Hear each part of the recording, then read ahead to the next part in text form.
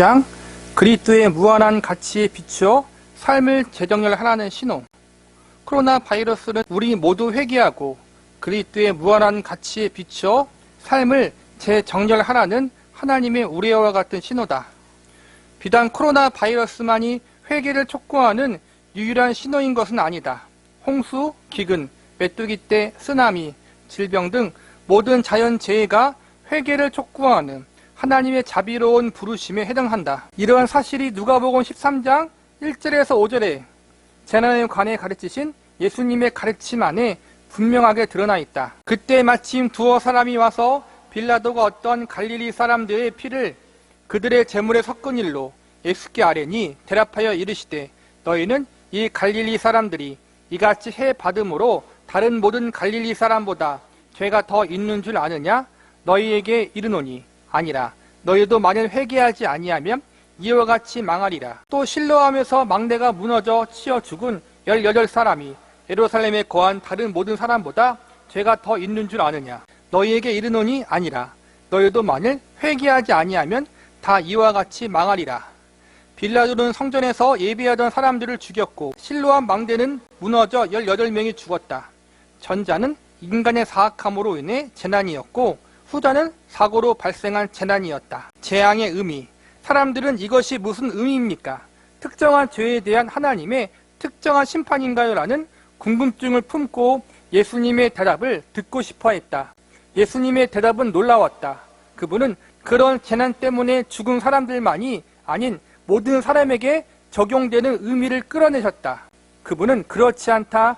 빌라도에게 살해된 사람들이나 망대에 깔려 죽은 사람들이 너희보다 죄가 더 많아서 그렇게 된 것이 아니다라고 대답하셨다. 너희라고 하셨나? 예수님이 그들의 죄를 끄집어내신 이유는 무엇일까? 그들은 자신들의 죄에 대한 예수님의 생각을 묻지 않았다. 그들은 자신들이 아닌 희생자들에 대한 재난의 의미를 알고 싶어 했다. 예수님의 대답은 놀라웠다. 그분은 그런 재난의 의미를 모든 사람에게 적용하셨다. 회개하라. 그렇지 않으면 멸망할 것이다. 이것이 예수님의 메시지였다. 예수님은 만일 회개하지 아니하면 다 이와 같이 망하리라라고 두 차례나 말씀하셨다. 빌라도의 사건은 빌라도가 살인한 거예요. 그리고 실로암 망대가 무너진 거는 부실 공사로 인해서 무너졌는데 그때 18명이 죽었어요. 이거는 사고죠. 뜻밖의 사고로 인해서. 전자는 의도된 살인이었고 후자는 뜻밖의 사고였어요. 모두 다 죽임을 당한 거예요. 많은 사람이. 그 당시에 많은 사람들은 이분법적인 사고가 있었어요. 사람이 죽거나 안 좋은 일이 겪으면은 그것이 그 사람들의 죄 때문에 그런 것이다. 그래서 빌라도에게 죽은 사람들이나 실로암 망대가 무너져서 죽은 사람이나 도대체 어떠한 죄 때문에 그런 일을 겪은 겁니까? 라고 물으니까 예수님이 뭐라 그래요? 그 사람들이 어떠한 죄를 지었고 어떠한 것 때문에 죽었는지 관심 갖지 말고 너희 자신에게 관심을 가지라. 너희도 동일하게 죽을 수 있다 얘기하는 거예요. 그러니까는 특정한 죄 때문에 그런 게 발생한 것이 아니라는 거예요. 사실은 사망이라는 것 자체, 살인이라는 것 자체, 혹은 어떠한 뜻밖의 사고로 죽임당하는 것 자체가 모두가 인간의 죄로 말미암아 생겨난 거잖아요. 그렇죠? 언젠가 모든 사람들은 죽어야 돼요. 사망을 겪어야 된다는 거예요. 근데 그 사망을 겪을 때 우리가 불의의 사고로 사망을 겪든지 병에 걸려 사망에 죽든지 코로나 바이러스에 걸려 죽든지 차 사고로 죽든지 갑자기 잠자다가 심장마비로 죽을지 암 걸려 죽을지 몰라요. 근데 언젠간 죽어요. 우리가. 그렇잖아요. 근데 그 죽음이 하나님 앞에 정죄로서의 심판, 징계로서의 심판으로 다가올 것인지 아니면 은혜의 보좌로 나아가는 길이 될 것인지 우리가 그거를 선택해야 된다는 거예요. 어떻게 함으로? 회개함으로. 회개하는 자들은 내가 당하는 그 죽음이 어떠한 죽음일지 모르지만 그것이 정죄로서의 심판이 아니라 하나님 앞에 은혜의 보좌로 나아가는 길이 될 것이고 나의 사랑하는 아버지 앞에 내 주님이신 예수님 앞에 가게 되는 그러한 길이 될 것이고 회개하지 않는 자들은 정죄의 심판으로서 영원한 저주와 멸망의 심판으로 받게 될 거란 말이에요. 이러한 심판이 있다는 사실을 알려주는 신호였다는 거야. 이 모든 것이 결국에는. 개인의 죄라는 관점에서 바라보기보다는 이 모든 인간은 결국에는 하나님 앞에 서야 된다라는 그러한 사실을 알려주는 사건과 메시지로 바라봐야 한다는 거예요. 아직 시간이 있을 때 부르시는 자비로운 부르심. 예수님은 어떤 일을 하신 것일까? 그분은 놀란 사람들의 관심을 바른 방향으로 이끌어 주셨다. 사람들은 재난을 놀라워하며 예수님의 의견을 물었지만 그런 물음 자체가 잘못된 것이었다. 그들은 사람들이 잔인하게 살해되고 무의미하게 사고로 죽은 것에 놀라워했다. 그러나 예수님은 너희는 오히려 너희가 살아야 되거나 깔려 죽지 않은 것을 놀라워해야 한다. 회개하지 않으면 너희도 언젠간 그런 심판을 받게 될 것이다 라고 말씀하셨다. 하나님 모든 재난을 통해 자비로운 메시지를 전달하신다. 우리는 모두 멸망할 운명에 처한 죄인들이고 재난은 아직 시간이 있을 때 회개하고 구원받으라는 하나님의 자비로운 부르심이다. 예수님은 죽은 자들에게서 산자들에게로 초점을 옮겨 죽은 자들에 대해서는 말하지 말고 너희 자신에 대해서 말해보자. 그것이 더 시급한 일이다. 그들에게 일어난 일은 너희에 관한 일이다. 너희가 관심을 기울여야 할 것은 그들의 죄가 아닌 너희 자신의 죄라고 말씀하신 것이다. 나는 이것이 하나님이 코로나 바이러스를 통해 세상에 전하시려는 메시지라고 믿는다. 하나님은 온 세상을 향해 아직 시간이 있을 때 회개하라고 말씀하신다. 아까 말한 것처럼 우리가 어떠한 사람들의 죽음들을 목격할 때마다 바라볼 때마다 그것이 의도적인 것이었든 혹은 비의도적이었던 것이든 질병이든 혹은 어떤 사고든 그런 죽음을 바라볼 때 우리가 취하는 자세는 저 사람은 얼마나 죄를 지었길래 저랬을까라고 하는 것이 아니라 나도 언젠간 그 일을 당해야 된다는 거예요. 언젠간 다 죽잖아요. 그리고 그 죽음을 맞이하는 자세로서 어떻게 죽음을 준비해야 되느냐 하나님 앞에 그것을 우리가 되돌아보고 점검하라는 거예요. 내 삶을 하나님 앞에서 재정렬하라는 게 그 뜻이라는 거예요. 어떻게 해야 되나? 어떻게 죽음을 준비해야 되는가? 회개로 준비하라는 거예요. 하나님 앞에. 좀 더 구체적으로 생각해보자. 회개의 의미는 무엇인가? 이 용어는 신약 성경에서 마음과 생각을 바꾼다는 의미로 사용되었다. 피상적인 견해나 의견을 바꾸는 것이 아니라 심원한 변화를 통해 하나님과 예수님이 어떤 분인지 참으로 깨닫고 깊이 경모하는 것을 의미한다. 예수님은 그런 변화를 이렇게 묘사하셨다. 내 마음을 다하고 목숨을 다하고 뜻을 다하여 주 너희 하나님을 사랑하라. 아버지나 어머니를 나보다 더 사랑하는 자는 내게 합당하지 아니하고 아들이나 딸을 나보다 더 사랑하는 자도 내게 합당하지 아니하며. 다시 말해 회개가 요구하는 마음과 생각의 가장 근본적인 변화는 우리의 전부를 바쳐 하나님을 자신의 보화로 여기고 다른 어떤 관계보다 예수님을 더 보화로 여기는 것을 의미한다. 우리의 삶의 중심, 가장 중요한 분이 하나님이 되어야 된다는 거예요. 회개가. 참 이 의미가 중요해요. 그냥 울면서 내가 죄인입니다라고 하는 게 다가 아니라는 거예요. 울며 회개한 사람들의 삶의 모습이 어떻게 되는 거예요? 하나님과 예수님을 내 삶의 주인으로 최고의 보물로 여긴다는 거예요. 그게 우리 가운데, 삶 가운데 있어야 된다는 거예요. 예수님이 우리에게 멸망할 것이라고 경고하시는 이유는 무엇일까? 회개하지 않으면 멸망할 것이라고 예수님이 경고하시는 이유는 우리가 하나님을 저버리고 열등한 것을 더 좋아하고 추구하기 때문이다. 우리는 예수님을 재물이나 오락이나 친구나 가족보다 더 못하게 취급한다.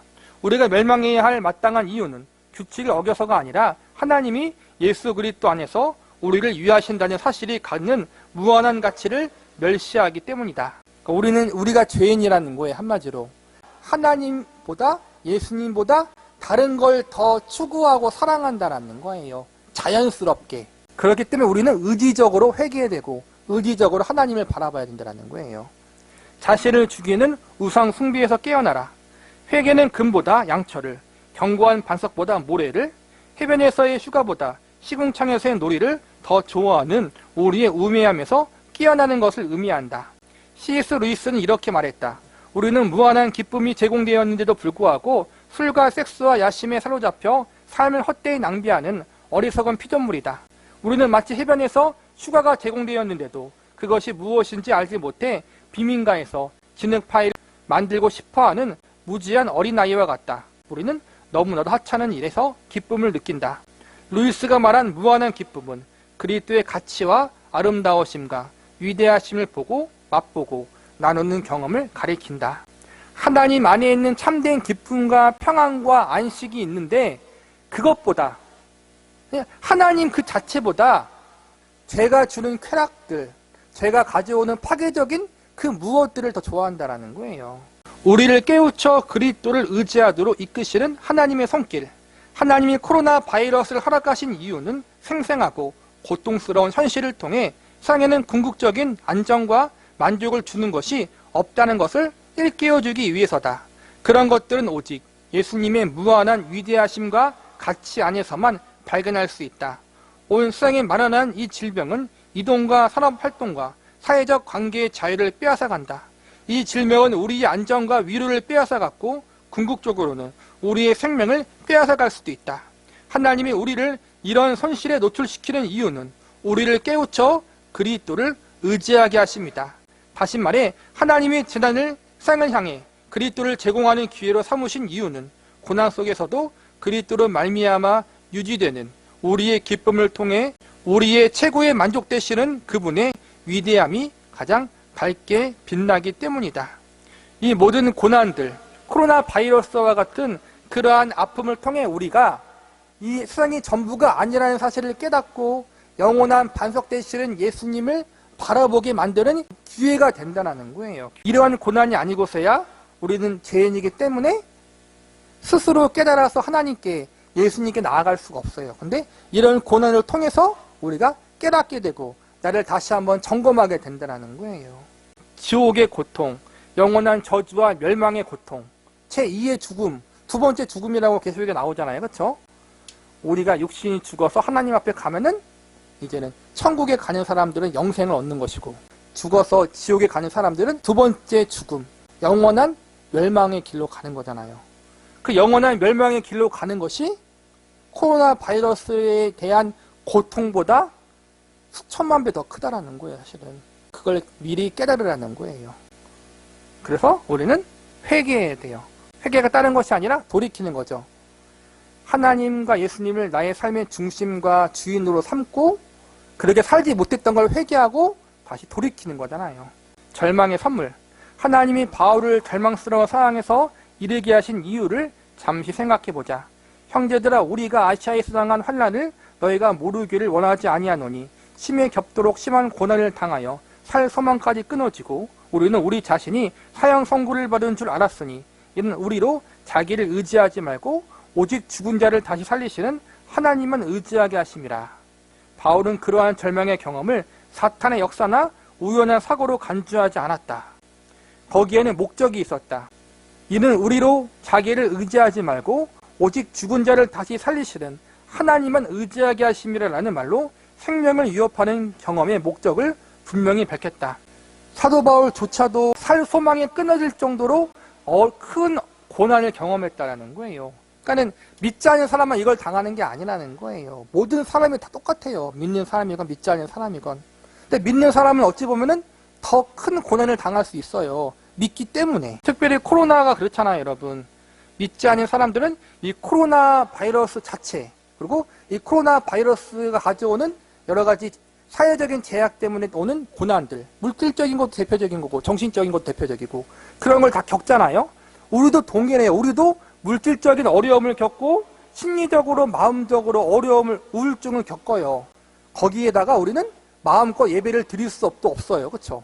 그러니까 우리는 믿지 않는 사람들보다 더 큰 고통을 당하고 있는 거예요. 마음껏 찬양할 수도 없잖아요. 그렇죠? 그런데 이 모든 것이 무엇을 우리에게 주는 기회예요? 나를 의지하지 않고 다른 걸 의지하지 않고 죽은 자를 살리신 하나님만 의지하게 하는 기회가 될 수 있다는 거예요. 그리고 내 삶을 점검하는 거죠. 다시 내가 그동안 하나님을 믿고 예수님을 믿는다고 이야기했지만 사실은 하나님보다 예수님보다 다른 걸 더 의지했구나. 그것을 우리가 깨닫고 회개하는 기회가 될 수 있는 거란 말이에요. 내 삶을 점검하고 다시 재정렬하는 기회가 될 수 있다는 거예요. 우리는 우리 자신을 의지하지 말고 하나님을 의지하라는 것이 코로나 바이러스가 주는 메시지이다. 우리는 죽음을 멈추게 할 능력이 없지만 하나님은 심지어 죽은 자도 다시 살리실 수 있다. 물론 하나님을 의지한다고 해서 아무 일도 하지 않는 자가 되라는 뜻은 결코 아니다. 그리스도인들은 아무것도 하지 않는 사람이 될 수 없다. 이 말은 우리가 하는 모든 행위가 근거이자 본보기이자 목적은 하나님이라는 뜻이다. 바울은 내가 모든 사도보다 더 많이 수고하였으나 내가 한 것이 아니요 오직 나와 함께 하신 하나님의 은혜로다라고 말했다. 코로나 바이러스는 하나님의 삶의 모든 영역을 아우르는 가장 중요한 현실로 받아들이라고 요구한다. 우리의 생명은 호흡에 의존하는 것보다 더 하나님께 의존한다. 하나님은 때로 우리를 자신에게로 데려가시기 위해서 우리의 호흡을 거두기도 하신다. 참 이게 정답인데 우리는 이렇게 못하죠? 우리 생명은 호흡, 숨 쉬어야 살잖아요. 그렇죠? 호흡을 의존하잖아요. 근데 그것보다 더 하나님을 의지해야 돼요. 근데 여러분 그렇게 할 수 있어요? 그렇죠? 우리는 다 이 말씀에 걸려 넘어지는 사람들이에요. 하나님의 은혜가 아니면 우리는 살아갈 수 없는 사람들이에요. 이걸 늘 깨닫고 늘 감사하고 나는 그렇게 살지 못하는 것에 대해서 늘 뭐라 그럴까? 겸손히 하나님을 의지해야 된다는 거예요. 교만해서 안 된다는 거예요. 가시의 의미. 바울의 고통스러운 육체의 가시에 하나님의 어떤 목적이 숨어 있는지 잠시 생각해 보자. 여러 계시를 받은 것이 지극히 크므로 너무 자만하지 않게 하시려고 내 육체에 가시 곧 사탄의 사대를 주셨으니 이는 나를 쳐서 너무 자만하지 않게 하려 하심이라. 이것이 내게서 떠나가게 하기 위해서 내가 3번 주께 간구하였더니 나에게 이르시기를 내 은혜가 내게 족하도다. 이는 내 능력이 약한 데서 온전하여 짐이라 하신지라. 그러므로 도리어 크게 기뻐함으로 나 여러 약한 것들에 대하여 자랑하리니 이는 그리스도의 능력이 내게 머물게 하려 함이라. 바울은 큰 계시를 받은 축복을 누렸다. 하나님은 교만의 위험을 보셨고 사탄의 진리와 기쁨의 위험을 보았다. 하나님은 사탄의 계략을 하시고 바울을 파멸시키려는 그의 의도가 오히려 바울의 겸손과 기쁨을 더욱 독려하게끔 만드셨다. 바울에게는 육체의 가시가 있었다. 이것은 곧 사탄의 사자이기도 했지만 또한 하나님의 사자이기도 했다. 그 가시가 구체적으로 무엇이었는지 잘 모르겠지만 고통스러운 것은 분명했다. 바울은 그것을 없애달라고 그리스도께 3차례 기도했다. 그러나 그리스도는 그렇게 하지 않으셨다. 그분은 그 고통에 대해 목적을 가지고 계셨다. 내 능력이 약한 데서 온전하여 짐이라는 말씀에 그 목적이 나타나 있다. 그분의 목적은 바울의 견고한 믿음과 기쁨을 통해 그리스도께서 육체의 건강보다 더 귀한 가치를 지니시는 분으로 빛나는 것이었다. 바울은 그 목적에 어떻게 반응했을까? 그는 이렇게 말한다. 도리어 크게 기뻐함으로 나의 여러 약한 것에 대하여 자랑하리니. 기뻐하였다고? 어떻게 그럴 수 있을까? 바울은 왜 육체의 가시를 기쁘게 받아들였을까? 그 이유는 그의 인생의 가장 큰 목표가 살든지 죽든지 그의 몸에서 그리스도께서 존귀하게 되시는 것이기 때문이다. 그리스도의 아름다우심을 알고 그분을 가장 귀한 보화로 여기고 그분이 건강과 생명보다 더 큰 가치를 지니고 계신다는 것을 상에 보여주는 것이 곧 바울의 기쁨이었다. 마사 스넬 니콜스는 가시라는 제목의 아름다운 시에서 이렇게 말했다. 나는 깨달았노라. 하나님이 가시를 허락하실 때에는 반드시 은혜를 더 많이 주신다는 것을. 그분은 가시를 핀처럼 사용하사 휘장을 제쳐 고정시켜 놓고 휘장 뒤에 감추어져 있던 자신의 얼굴을 보여주신다. 멋진 시네요. 휘장이 지성소에 있는 휘장을 말하는 거잖아요. 우리의 가시가 그 지성소 뒤에 감추어진 언약궤 하나님을 바라볼 수 있도록 하는 그 고정핀이 된다는 거잖아요. 그 고난이 고통이 우리로 하여금 세상이 아니라 하나님만 더 바라볼 수 있도록 만드는 그러한 고정핀이 된다는 거예요. 이름으로써 얻는다. 바울이 육체적 손실을 달갑게 받아들이는 이유는 이름으로써 그리스도를 더욱 온전히 얻게 되었기 때문이다. 또한 모든 것을 해로 여김은 내 주 그리스도 예수를 아는 지식이 가장 고상하기 때문이라. 내가 그를 위하여 모든 것을 잃어버리고 배선물로 여김은 그리스도를 얻고 이것 곧 마음과 생각이 변화되어 그리스도 안에서 하나님의 생명보다 더 귀하게 여기게 되는 것이 바로 회개의 의미다. 주의 인자하심이 생명보다 나음으로 내 입술이 주를 찬양할 것이라. 이것이 바울의 믿음이었다. 살든지 죽든지 그것은 변하지 않는 사실이었다.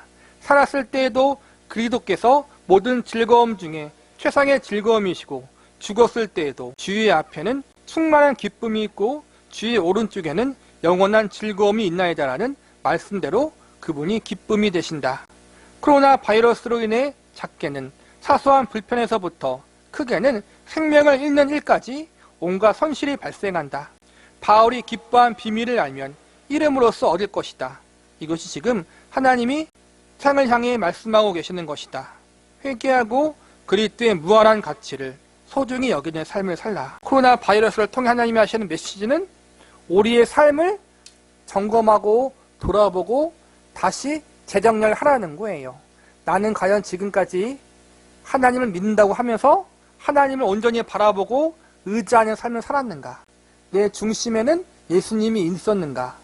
근데 사실을 솔직히 이야기하면은 우리는 안 그랬어요. 아까 말한 것처럼 생명이 호흡이 있어야 살아가는 것처럼 우리의 생명이 호흡을 의지하는 것처럼 하나님을 그렇게 더 의지해야 되는데 우리는 아무도 안 그랬잖아요. 그렇죠?